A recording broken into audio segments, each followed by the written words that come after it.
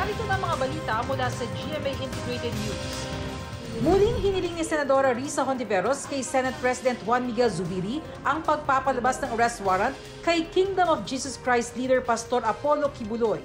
Sabi ng Senadora, dapat humarap si Kibuloy sa Senate investigation tungkol sa mga umano'y pang-aabuso sa ilang miyembro ng Kingdom of Jesus Christ. Matatanda ang cited in contempt na si Kibuloy ng Senate Committee on Women, Children, Family Relations and Gender Equality matapos ilang beses na hindi dumalo sa pagdinig ng Senado.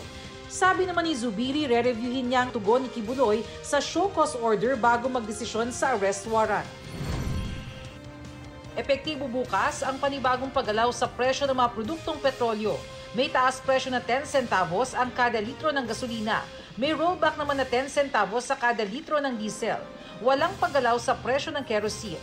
Ayon sa Department of Energy, ilan sa mga dahilan ng oil price movement ay ang nagpapatuloy na gera sa pagitan ng Ukraine at Russia, pati na ang mataas na oil demand ng Amerika at India at pagbaba ng inventaryo ng krudo sa Amerika. Kinundi na ni Pangulong Bongbong Marcos at ng Armed Forces of the Philippines ang pananambang sa 4 na sundalo sa Datu Hofer Ampatuan sa Maguindanao del Sur. Tinambangan ng mga umunoy miyembro ng Dawla Islamiyya Group ang 4 na sundalo na pauwi na sana mula sa pagbili ng office supplies.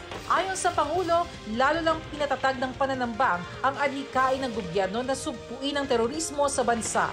Nag-utos na raw siya na bigyan ng agarang tulong ang mga naulila ng mga sundalo. Nangako naman ng AFP na tutugisin ang mga sangkot sa pagkamatay ng kanilang kabaro. Narito naman ang iba pang balitang binabantayan ng GMA Integrated News. Mahigit 170 billion pesos na kasunduan para sa NAIA modernization, pinirmahan na ng gobyerno at ng pribadong sektor.